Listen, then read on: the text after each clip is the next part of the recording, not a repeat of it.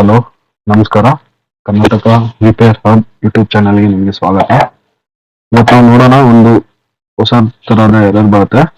ಅಂದ್ರೆ ನಿಮಗೆ ನಾರ್ಮಲ್ ಆಗಿ ಎಲ್ಲ 10th or 11th generation laptop ಅಲ್ಲಿ ನಿಮಗೆ ಎರರ್ ನೋಡೋಕೆ ಸಿಗುತ್ತೆ. ಅದು ಯಾವ ತರ ಎರರ್ ಅಂತ ನಾನು ತೋರಿಸ್ತೀನಿ. ಈ ಚಾನಲ್ ಅಲ್ಲಿ ನಿಮಗೆ ಪೇಡ್ ವರ್ಷನ್ ಕೂಡ ಫ್ರೀ ಆಗಿ ಸಿಗುತ್ತೆ. ಯಾಕಂದ್ರೆ ನಾನು ಮೊದಲೆಲ್ಲ ತುಂಬಾ ಅಲ್ದಾಡಿದ್ದೀನಿ ಬಯಸ್ಗೆಲ್ಲ. ಯಾರು ಅಷ್ಟು ಫ್ರೀ ಆಗಿ ಹೇಳ್ಕೊಡಲ್ಲ. ನಾನು ಟೈಮ್ ಸ್ಪೆಂಡ್ ಮಾಡ್ತಾ ಇದ್ದೀನಿ.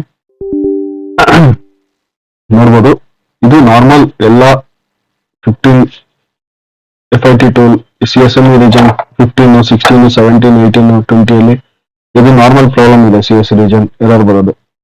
ನಿಮಗೆ ಎರಡು ಆಪ್ಷನ್ ಇದೆ. ಒಂದು EC ರೀಜನ್, EC ಫೈಂಡರ್ ಇಂದ ನೀವು ಸಾಲ್ವ್ ಮಾಡ್ಬೋದು. ಒಂದೇ ಕ್ಲಿಕ್ ಇದೆ, ಅದು EC ಫೈಂಡರ್ ಇಂದ ಸಾಲ್ವ್ ಮಾಡ್ಬೋದು.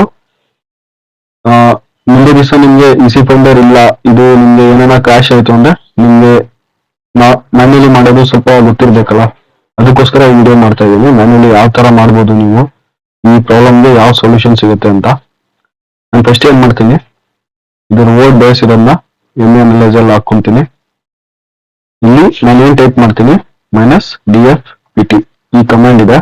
ಇದು -dfpt ಅಂದ್ರೆ ಎಲ್ಲಿ ವರ್ಷನ್ ಅಲ್ಲಿ ಯಾವ ರೀಜನ್ ಇದೆ, ಅದು ಎಲ್ಲಿದೆ, ಮತ್ತೆ ಆಫ್ಸೆಟ್, ಅದರ ಆಫ್ಸೆಟ್ ನಿಮ್ಗೆ ಕರೆಕ್ಟ್ ಆಗಿ ತಿಳಿಸುತ್ತೆ. ಈ ಆಫ್ಸೆಟ್ ನಾನು ಓಪನ್ ಮಾಡ್ಕೊಂಡಿದ್ದೀನಿ. ನೀವು ನೋಡ್ಬೋದು, ಈ ಒಂದು ಚಾರ್ಟ್ ಸಿಕ್ಕಿದೆ ನಿಮ್ಗೆ. ಈ ಚಾರ್ಟ್ ಅಲ್ಲಿ PSVN ರೀಜನ್ ಇದೆ, UP ರೀಜನ್ ಇದೆ, IEBP ರೀಜನ್ ಇದೆ, MFS ರೀಜನ್ ಇದೆ, UTOK ರೀಜನ್ ಇದೆ, FLOG ರೀಜನ್ ಇದೆ, EFS ರೀಜನ್ ಇದೆ. ಇದೆಲ್ಲ ಸಪರೇಟ್ ರೀಜನ್ ಇರುತ್ತೆ. ಇದರಲ್ಲಿ ಯಾವ್ದಾನ ಒಂದು ಇಶ್ಯೂ ಬಂದ್ರೂ ನಿಮ್ಗೆ ಲ್ಯಾಪ್ಟಾಪ್ ಪ್ರಾಬ್ಲಮ್ ಕ್ಲೀನ್ ಮಾಡಕ್ಕೆ, ನಿಮ್ಗೆ ಆ ಬಯೋಸ್ ಕ್ಲೀನ್ ಮಾಡಕ್ ಆಗೋದಿಲ್ಲ. ಈಗ ನಾನು ಏನ್ ಮಾಡ್ತೀನಿ, ಫಸ್ಟ್ ಈ ವರ್ಡ್ ಬಯಸ್ ಇದೆಲ್ಲ, ನನ್ಗೆ ಆಲ್ರೆಡಿ ಇದ್ದದ್ದು ಬಯಸ್ ಎಮ್ಮಿ ವರ್ಷನ್ ನನಗೆ ಇದು ಬಯಸ್ ಬಿಲ್ಡ್ ಮಾಡ್ಬೇಕಾಗಿತ್ತು. ನಾನು ಆಲ್ರೆಡಿ ಇದನ್ನು ಬಿಲ್ಡ್ ಮಾಡಿದ್ದೀನಿ. ಪ್ಲಸ್ ಇಸಿನೂ ಬಿಲ್ಡ್ ಮಾಡ್ಕೊಂಡಿದ್ದೀನಿ, ಕ್ಲೀನು ಮಾಡಿದ್ದೀನಿ, ಮತ್ತೆ ನಾರ್ಮಲ್ ಆಗಿ ಬಿಲ್ಡ್ ಮಾಡಿದ್ದೀನಿ. ಇದು ಏನಕ್ಕೆ ನಾನು ಈಸಿ ಮಾಡ್ಕೊಂಡೆ ಅಂದ್ರೆ, ನಾರ್ಮಲ್ ಡೆಲ್ ಲ್ಯಾಪ್ಟಾಪ್ ಅಲ್ಲಿ ನಿಮ್ಗೆ ಸರ್ವಿಸ್ ಟ್ಯಾಕ್ಸ್ ಸೇವ್ ಮಾಡಿದ ತಕ್ಷಣ ರೀಸ್ಟಾರ್ಟ್ ಆದ್ಮೇಲೆ ಅದು ಡಿಸ್ಪ್ಲೇ ಬರಲ್ಲ, ಇಲ್ಲ ನೋ ಪವರ್ ಹೊರಟೋಗುತ್ತೆ. ಅದಕ್ಕೋಸ್ಕರ ನಾನು EC ಸಮೇತ ನಾನು ಬಿಲ್ಡ್ ಮಾಡ್ಕೊಂಡಿದ್ದೀನಿ. ಓಕೆನಾ, ಅರ್ಥ ಆಯ್ತು ಅನ್ಸುತ್ತೆ. EC ಸಮೇತ ನಾನು ಬಿಲ್ಡ್ ಮಾಡ್ಕೊಂಡು ಇದು ಆಲ್ರೆಡಿ ಸೆಂಡ್ ಮಾಡಿದ್ದೀನಿ. ನಾನು ನಿಮ್ಗೆ ಈ ಕ್ಲಾಸಲ್ಲಿ ಬರೀ MFS ಮತ್ತೆ EFS ರೀಜನ್ ಹೇಗೆ ಚೇಂಜ್ ಮಾಡೋದು ಅಂತ ಮಾತ್ರ ಹೇಳ್ಕೊಡ್ತೀನಿ. ನೆಕ್ಸ್ಟ್ ಕ್ಲಾಸಲ್ಲಿ ನಿಮ್ಗೆ ಇದನ್ನ ಬಿಲ್ಡ್ ಮಾಡೋದು ಇನ್ನೊಂದು ವಿಡಿಯೋ ಬರುತ್ತೆ. ಇದು ಯಾವ ರೀತಿ ಬಿಲ್ಡ್ ಮಾಡಿದ್ದೀನಿ ಅಂತ ಇನ್ನೊಂದು ವಿಡಿಯೋ ಬರುತ್ತೆ. ಇದನ್ನ ನಾನು ನಾರ್ಮಲ್ ಆಗಿ MFS ಮತ್ತೆ EFS ರೀಜನ್ ಚೇಂಜ್ ಮಾಡ್ಕೊಂತೀನಿ.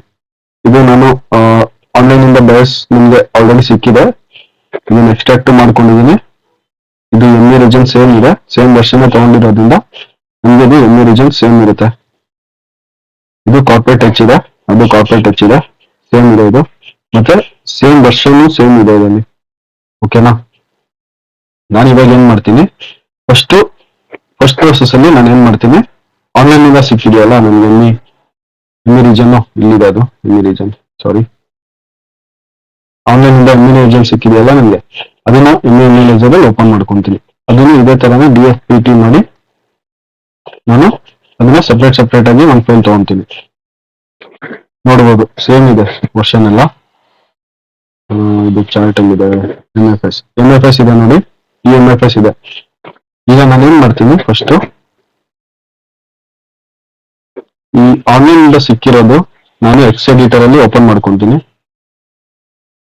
ಈ ಫರ್ದರ್ ಏನಿದೆ ಇದನ್ನ ನಾನು ಎಡಿಟರ್ ಅಲ್ಲಿ ಫಸ್ಟ್ ಓಪನ್ ಮಾಡ್ಕೊಂತೀನಿ. ಓಪನ್ ಮಾಡ್ಕೊಂಡು ಇಲ್ಲಿ ನಾನು ಇದರ ಆಫ್ಸೆಟ್ ಅಂದ್ರೆ ಹೊಸದಾಳೆಲ್ಲ ಒಂದು ನಿಮಿಷ ಚೆಕ್ ಮಾಡಿ. ಇದು ಹೊಸ ಎಮ್ಮಿ ರೀಜನ್, ಈ ಹೊಸ ಎಮ್ಮಿ ರೀಜನ್ ಆಫ್ಸೆಟ್ ಇದೆಯಲ್ಲ, ಇದನ್ನ ನಾನು ಕಾಪಿ ಮಾಡ್ತೀನಿ. ಕಾಪಿ ಮಾಡಿ ಇಲ್ಲಿ ಬಂದು ನಾನು Ctrl+G ಪ್ರೆಸ್ ಮಾಡಿ Ctrl+V ಮಾಡಿ ಆ ಆಫ್ಸೆಟ್ಗೆ ನಾನು ಹೋಗ್ತಿದ್ದೀನಿ. ಸರಿನಾ, ಈಗ ನಾನೇನ್ ಮಾಡ್ತೀನಿ, ಇದರ ಆಫ್ಸೆಟ್ ಸೈಜ್ ಇಲ್ಲೇ ಗೊತ್ತಾಗುತ್ತೆ. ಇದು ಸ್ಟಾರ್ಟಿಂಗ್, ಇದು ಸೈಜು, ಇದು ಎಂಡಿಂಗ್ ಆಫ್ಸೆಟ್ ನೀವು ಯಾವತ್ತೂ ಸೆಲೆಕ್ಟ್ ಮಾಡಬಹುದು. ಯಾವತ್ತಿದ್ದು ಸೈಜ್ ಸೆಲೆಕ್ಟ್ ಮಾಡಬೇಕು, ಸ್ಟಾರ್ಟಿಂಗ್ ಮತ್ತೆ ಸೈಜ್ ಸೆಲೆಕ್ಟ್ ಮಾಡ್ಕೊಬೇಕಾಗತ್ತೆ. ಕಂಟ್ರೋಲ್ ಕಾಪಿ ಮಾಡಿ ಇಲ್ಲಿ ಬರ್ತೀನಿ, ಇಲ್ಲಿ ಎಡಿಟ್ ಆಪ್ಷನ್ ಹೋಗ್ತೀನಿ, select block, control paste, copy paste, sorry ಇಲ್ಲಿಂದ ನಾನು ಸೆಲೆಕ್ಟ್ ಮಾಡಬೇಕಾಯ್ತು, ಕಂಟ್ರೋಲ್ ಜಿ, ಮತ್ತೆ ನಾನು ಇಲ್ಲಿಂದಾನೆ ಸೆಲೆಕ್ಟ್ ಮಾಡ್ಕೊಂತೀನಿ, ಸೆಲೆಕ್ಟ್ ಬ್ಲಾಕ್, ಕಂಟ್ರೋಲ್ ವಿ, ಇಷ್ಟು ಆಫ್ಸೆಟ್ ನಾನು ಸೆಲೆಕ್ಟ್ ಮಾಡ್ಕೊಂಡು ನಮ್ಗೆ ಆನ್ಲೈನ್ ಇಂದ ಸಿಕ್ಕಿದೆಯಲ್ಲ ಆ ಎಮ್ಮಿ ರೀಜನ್ ನಲ್ಲಿ ನಾನು ಇಷ್ಟು ಆಫ್ಸೆಟ್ ನ ಸೆಲೆಕ್ಟ್ ಮಾಡ್ಕೊಂಡಿದ್ದೀನಿ. MFS ರೀಜನ್ ನ ಸೆಲೆಕ್ಟ್ ಮಾಡ್ಕೊಂಡು ನಾನು ಇದನ್ನ ಸೇವ್ ಮಾಡ್ಕೊಂತೀನಿ. ಫಸ್ಟ್ ಏನಂತ ಸೇವ್ ಮಾಡ್ತೀನಿ, ನ್ಯೂ /MFS ಅಂತ ಸೇವ್ ಮಾಡ್ಕೊಂತೀನಿ. MFS ಅಂತ ಸೇವ್ ಮಾಡ್ಕೊಂಡೆ, MFS ರೀಜನ್ ಅಂತ ಸೇವ್ ಆಯ್ತು. ಈಗ ನನ್ಗೇನ್ ಬೇಕಾಗಿದೆ, ಇದರಲ್ಲೇ ನಾನು EFS ರೀಜನ್ ತಗೊಬೇಕು.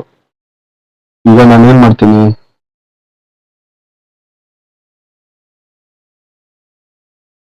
EFS ರೀಜನ್ ಆಫ್ಸೆಟ್ ನಾನು ಸೆಲೆಕ್ಟ್ ಮಾಡ್ಕೊಂತೀನಿ. EFS ರೀಜನ್ ಆಫ್ಸೆಟ್ ನಾನು ಸೆಲೆಕ್ಟ್ ಮಾಡ್ಕೊಂಡಿದ್ದೀನಿ. ಇದು ಬಂದು ಕಂಟ್ರೋಲ್ ಜಿ, ಅದೇ same process, control G control V ಮಾಡಿ ನೀವು ನೋಡಬಹುದು ಇಲ್ಲಿ ಬಂದಿದೆ. ಇಲ್ಲಿಂದ ನಾನು ಏನ್ ಮಾಡ್ತೀನಿ, ಎಡಿಟ್ ಆಪ್ಷನ್ ಹೋಗಿ ಸೆಲೆಕ್ಟ್ ಬ್ಲಾಕ್. ಈಗ ನೀವು ಏನ್ ಸೆಲೆಕ್ಟ್ ಮಾಡಬೇಕು, ಇದರ EFS ನ ಆಫ್ಸೆಟ್ ಇದು 010000 ಇದನ್ನ ನಾನು ಸೆಲೆಕ್ಟ್ ಮಾಡ್ಕೊಂಡಿದ್ದೀನಿ. ಇಲ್ಲಿ ಬಂದು ನಾನು ಕಾಪಿ ಪೇಸ್ಟ್ ಮಾಡಿ ಓಕೆ ಮಾಡಿದ್ರೆ ನಿಮ್ಗೆ ಅಷ್ಟು ಆಫ್ಸೆಟ್ ಸೆಲೆಕ್ಟ್ ಆಯ್ತು. ನೀವು ಕಾಪಿ ಮಾಡ್ತೀನಿ. ನೀವು ಕಾಪಿ ಮಾಡ್ಬೇಕಾದ್ರೆ ಯಾವತ್ತಿದ್ರು ಟೆಕ್ಸ್ಟ್ ಹತ್ರ ಕಾಪಿ ಮಾಡಬೇಡಿ, ಎಕ್ಸ್ ವ್ಯಾಲ್ಯೂ ಹತ್ರ ಕಾಪಿ ಮಾಡ್ಕೊಳ್ಳಿ. ಎಕ್ಸ್ ವ್ಯಾಲ್ಯೂ ಹತ್ರ ಕಾಪಿ ಮಾಡ್ಕೊಂಡು ಇಲ್ಲಿ ಫೈಲ್ ನ್ಯೂ ಅಂತ ಇದೆಯಲ್ಲ, ನ್ಯೂ ಆಪ್ಷನ್ ಹೋಗಿ ಕಂಟ್ರೋಲ್ ವಿ ಪ್ರೆಸ್ ಮಾಡಿ ಇಲ್ಲಿ ಪೇಸ್ಟ್ ಮಾಡ್ಕೊಳ್ಳಿ. ಇಲ್ಲಿ ಪೇಸ್ಟ್ ಮಾಡ್ಕೊಂಡು ಸೇವ್ ಮಾಡ್ಕೊಬಿಡಿ. ಇಲ್ಲಿ ನಾನು ಏನಂತ ಸೇವ್ ಮಾಡ್ಕೊಂತೀನಿ, ನ್ಯೂ EFS ಅಷ್ಟು ಸೇವ್ ಮಾಡ್ಕೊಂತೀನಿ. ನೆಕ್ಸ್ಟ್ ನಾನು ಏನ್ ಮಾಡ್ತೀನಿ, ಓಲ್ಡ್ ಬಯಸಿದೆಯಲ್ಲ ಅದನ್ನ ನಾನು ಒಂದ್ ನಿಮಿಷ, ಸ್ವಲ್ಪ ತೊಂದರೆ ಕೊಡ್ತಾ ಇದೆ ಇವತ್ತು. ಎಕ್ಸ್ ವರ್ಕ್ಶಾಪ್ ಅಲ್ಲಿ ಓಪನ್ ಮಾಡ್ಕೊಂತೀನಿ. ಮತ್ತೆ ಇದು ಎರಡು ಆಫ್ಸೆಟ್ ನಾನು ಎಕ್ಸ್ ವರ್ಕ್ಶಾಪ್ ಅಲ್ಲಿ ಓಪನ್ ಮಾಡ್ಕೊಂತೀನಿ. ಈಗ 3 ಆಫ್ಸೆಟ್ ನಾನು ಓಪನ್ ಮಾಡ್ಕೊಂಡಿದ್ದೀನಿ. ಇದನ್ನ ಟೈಲ್ ವರ್ಟಿಕಲಿ ಮಾಡ್ಕೊಂತೀನಿ. ಈಗ 3 ಆಫ್ಸೆಟ್ ನಾನು ಟೈಲ್ ವರ್ಟಿಕಲಿ ಮಾಡ್ಕೊಂಡಿದ್ದೀನಿ. ಇದು ನನ್ನ ವರ್ಡ್ ಬಯಸ್, ಇದು EFS ರೀಜನ್, ಇದು MFS ರೀಜನ್. ಫಸ್ಟ್ ಇರೋದು MFS, ಸೆಕೆಂಡ್ ಇರೋದು EFS, ಥರ್ಡ್ ಇರೋದು ನನ್ನ ವರ್ಡ್ ಬಯಸ್. ನಾನು ಇವಾಗ ಏನ್ ಮಾಡ್ತೀನಿ, ಎಮ್ಮಿ ರೀಜನ್ ಕ್ಲೋಸ್ ಮಾಡ್ತೀನಿ. ನಮ್ಮ ವರ್ಡ್ ಬಯಸ್ ಇದೆಯಲ್ಲ, ನೋಡ್ತಾ ಇರ್ಬೋದು ನೀವು, ವರ್ಡ್ ಬಯಸ್ ಇದೆಯಲ್ಲ, ಇಲ್ಲಿ ನಾನು MFS ಆಫ್ಸೆಟ್ ನ ಸೆಲೆಕ್ಟ್ ಮಾಡ್ಕೊಂತೀನಿ. ಕಂಟ್ರೋಲ್ ಕಾಪಿ, ಆಫ್ಸೆಟ್ ನ ಸೆಲೆಕ್ಟ್ ಮಾಡ್ಕೊಂಡು ನನ್ನ ವರ್ಡ್ ಬಯಸ್ ನಲ್ಲಿ ಕಂಟ್ರೋಲ್ ಜಿ ಪ್ರೆಸ್ ಮಾಡಿ ಕಂಟ್ರೋಲ್ ವಿ ಪ್ರೆಸ್ ಮಾಡ್ತೀನಿ. ಇಲ್ಲಿ ನಾನು ಸರ್ಚ್ ಮಾಡ್ತೀನಿ. ನೋಡ್ತಾ ಇರ್ಬೋದು ಈ MFS ರೀಜನ್ಗೂ ಈ MFS ರೀಜನ್ಗೂ ಮೇಲಿನ ಆಫ್ಸೆಟ್ ಸೇಮ್ ಇದೆ. ನಾನು ಏನ್ ಮಾಡ್ತೀನಿ, ಫಸ್ಟ್ MFS ರೀಜನ್ ಹೋಗಿ ಕಂಟ್ರೋಲ್ ಎ ಮಾಡಿ ಫುಲ್ ಆಫ್ಸೆಟ್ ಸೆಲೆಕ್ಟ್ ಮಾಡ್ಕೊಂಡು ಕಾಪಿ ಮಾಡ್ತೀನಿ. ಮತ್ತೆ ನಾನು ಇಲ್ಲೇನ್ ಮಾಡ್ತೀನಿ, ಸೆಲೆಕ್ಟ್ ಬ್ಲಾಕ್ ಅಂತ ಹೋಗಿ ಇಲ್ಲಿ ನಾನು ಇದರ ಸೈಜ್ ನ ಸೆಲೆಕ್ಟ್ ಮಾಡ್ಕೊಂತೀನಿ. MFS ಸೈಜ್ ಏನಿದೆ ಸೇಮ್ ಸೈಜ್ ಇರುತ್ತೆ, ಚೇಂಜಸ್ ಏನಿರಲ್ಲ ನಿಮಗೆ. ನೀವು ವರ್ಡ್ ಬೇಸ್ ಅಲ್ಲಿ ಏನ್ ಸೈಜ್ ಇರುತ್ತೋ ಎಮ್ಮಿ ರೀಜನ್ ಅಲ್ಲೂ ಅದೇ ಆಫ್ಸೆಟ್ ಇರುತ್ತೆ. ಇಲ್ಲಿಂದ ನಾನು ಕಂಟ್ರೋಲ್ ಕಾಪಿ ಮಾಡಿ ಇಲ್ಲಿ ಪೇಸ್ಟ್ ಮಾಡ್ತೀನಿ. ಪೇಸ್ಟ್ ಮಾಡಿದಾಗ ಅಷ್ಟು ಆಫ್ಸೆಟ್ ನಂಗೆ ಸೆಲೆಕ್ಟ್ ಆಗಿದೆ. MFS ರೀಜನ್ ಬರ್ತೀನಿ, ಇಲ್ಲಿ ಇದನ್ನ ಕಾಪಿ ಮಾಡಿ ನನ್ನ ವರ್ಡ್ ಬೇಸ್ ಬರ್ತೀನಿ. ವರ್ಡ್ ಬೇಸ್ ಅಲ್ಲಿ ಅದೇ ಕಾಪಿ, ಇದನ್ನ ನೀವು ಕಾಪಿ ಸೆಲೆಕ್ಟ್ ಮಾಡಿ ಇಟ್ಕೊಂಡಿದ್ದೀರಾ, ಅಲ್ಲೇ ಪೇಸ್ಟ್ ಮಾಡಬೇಕಾಗುತ್ತೆ. ಇಲ್ಲಿ ನಾನು ಪೇಸ್ಟ್ ಮಾಡಿದೆ. ಇದು MFS ರೀಜನ್ ಮುಗೀತು. MFS ರೀಜನ್ ಕತೆ ಮುಗೀತು. ಈಗ ನಾನೇನ್ ಮಾಡ್ಬೇಕು, EFS ರೀಜನ್ ನ ಚೇಂಜ್ ಮಾಡ್ಕೊಬೇಕು. EFS ಒಂದಿದೆ ಸರಿನಾ, ಅದೇ ತರ ಸೇಮ್ ಪ್ರೊಸೀಜರ್. EFS ಇಲ್ಲೇ ಇದೆ. ಇಲ್ಲಿಂದ ನಾನು ಇದರ ಆಫ್ಸೆಟ್ ನ ಸೆಲೆಕ್ಟ್ ಮಾಡ್ಕೊಂಡು ಇಲ್ಲಿ ಕಂಟ್ರೋಲ್ ಜಿ ಮಾಡಿದೆ, ಇಲ್ಲಿ ಬಂದು ಪೇಸ್ಟ್ ಮಾಡಿದೆ, ಓಕೆ ಮಾಡಿದೆ. ಓಕೆನಾ, ಇದು ಸೆಲೆಕ್ಟ್ ಆಗಿದೆ. ಇದು ಸೆಲೆಕ್ಟ್ ಆದ್ಮೇಲೆ ನಿಮ್ಗೆ ಇದರ ಸೈಜ್ ಬೇಕು.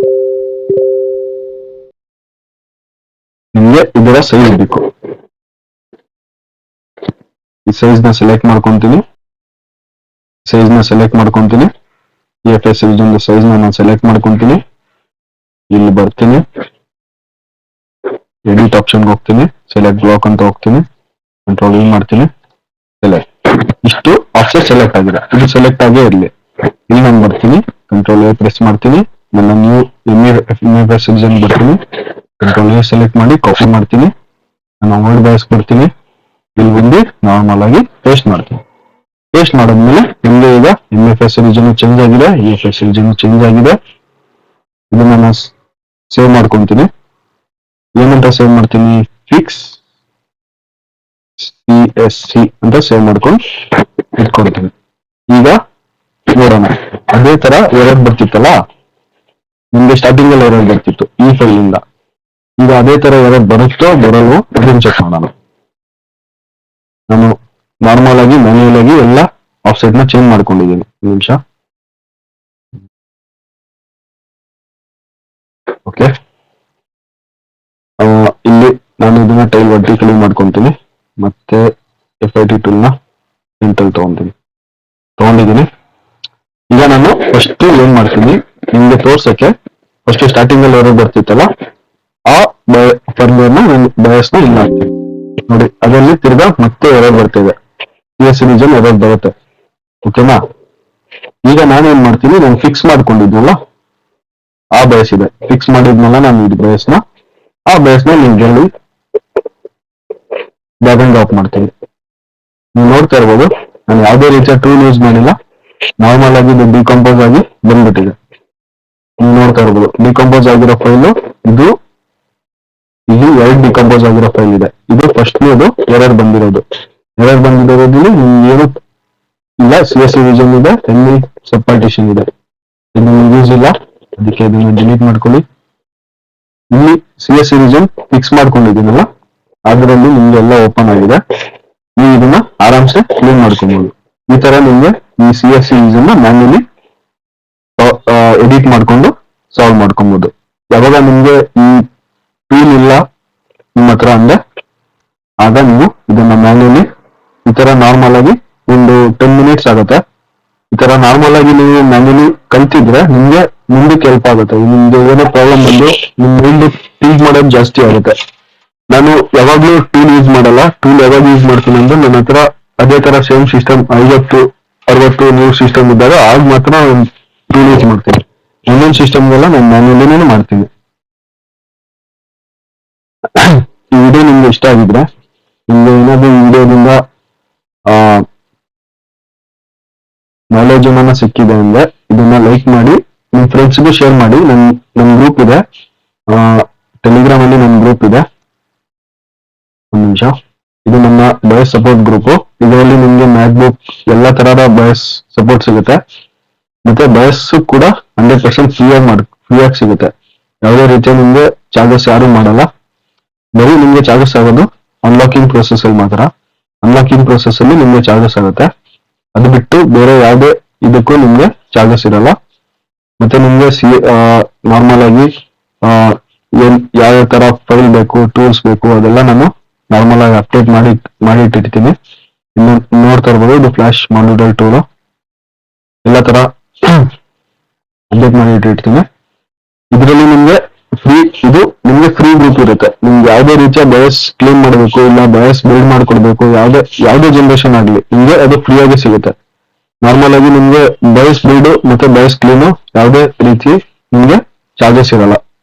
ಈ ನಾರ್ಮಲ್ ಅಲ್ಲಿ ಈ ಗ್ರೂಪ್ ಅಲ್ಲಿ ನಿಮ್ಗೆ ಚಾರ್ಜಸ್ ಇರಲ್ಲ. ನಿಮ್ಗೆ ಈ ವಿಡಿಯೋ ಇಷ್ಟ ಆಗಿದೆ ಲೈಕ್ ಮಾಡಿ. Thank you.